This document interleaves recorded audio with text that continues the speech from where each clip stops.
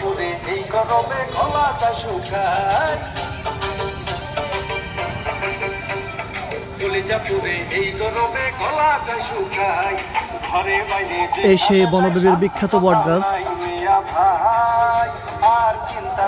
দূর দূরান্ত থেকে মানুষেরা এই বটগাছ দেখার জন্য আসছে। অনেক প্রাচীন এবং এটার অনেক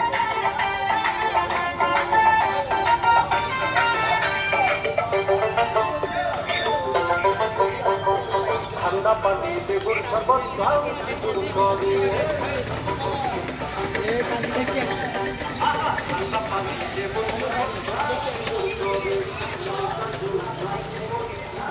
আচ্ছা আচ্ছা, বলো তোমার কেমন লাগছে এখানে এসে? বটগাছ দেখে তোমার কেমন লাগলো? বলো বলো, ভালো লাগছে? আগে দেখছো এরকম বটগাছ? সুন্দর, মাশাআল্লাহ।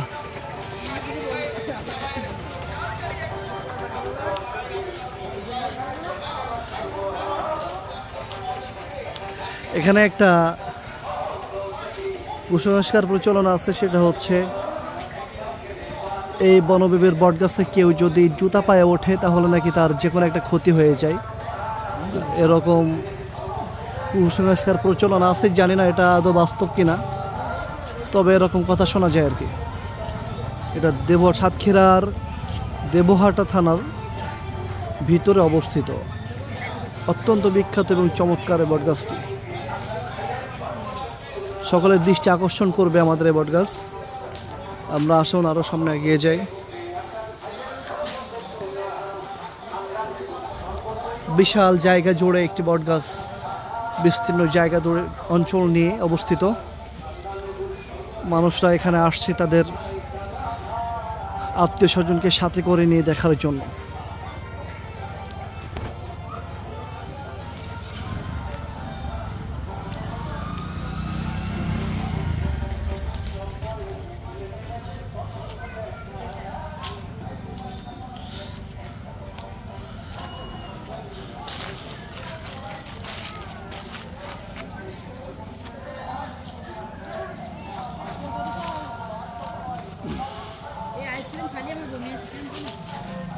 দাঁড়ান, আমার ফুফাতো ভাই উনি দাঁড়ান, ঢাকা থেকে আসছেন প্রদর্শন করার জন্য। আপনার এই প্রাচীনতম বটগাছ দেখে আপনার অনুভূতি কেমন, মানে কেমন লাগছে? আপনি আগে কখনো দেখছেন কিনা এরকম বটগাছ?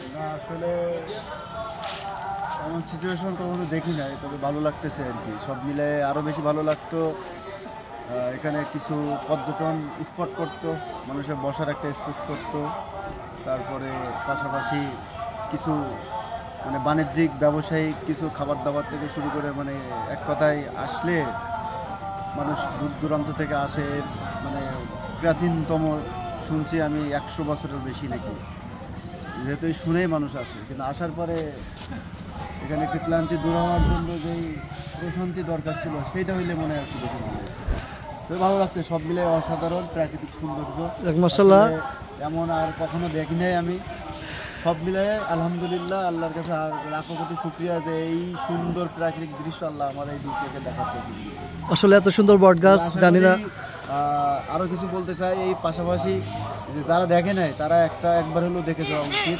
কারণ বিষয়টা হচ্ছে যেহেতু অনেক প্রাচীনতম এবং দেখতে অসাধারণ, যে আল্লাহর যে সৃষ্টি কীভাবে বিস্তার করে, একটা করে কীভাবে বিস্তার লাভ করছে সেটা দেখার একটা। অনেক ধন্যবাদ। আমরা যেটা পড়েছি এই জায়গাটা বনবিবি নামে একজনের এই বটগাছ ছিল। এই জায়গাটা পুরোটাই বন অঞ্চল ছিল, পুরো জায়গা জুড়ে। বনবিবি থাকাকালীন মানুষ ভয় পাইতো যে এইখানে অনেক হিংস্র জন্তু, বা রাত হলে সন্ধ্যার পরে মানুষ এখানে আসতো না। অনেক নাকি ভূত প্রেত জিনের বিচরণ ছিল এই জায়গাতে। এখনও একটা প্রচলন আছে যে কেউ যদি জুতা পায়ে এখানে ওঠে তাহলে নাকি তার বিপদ হয়ে যায়। এটা জানি না আদৌ সত্য কিনা।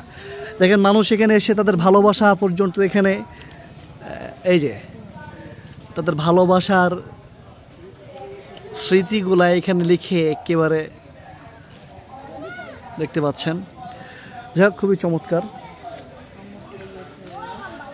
তবে এখানে যদি এক পিকনিক স্পট হইতো বা আশেপাশে আরও একটু সুন্দর পরিবেশ করলে আশা করি যে আরও ভালো হবে এবং মানুষ এখানে আরও বেশি বেশি আসবে, পর্যটকরা আসবে। এটা সাতক্ষীরা জেলার অন্তর্গত দেবহাটা থানা এখানে অবস্থিত। আজ এই পর্যন্ত,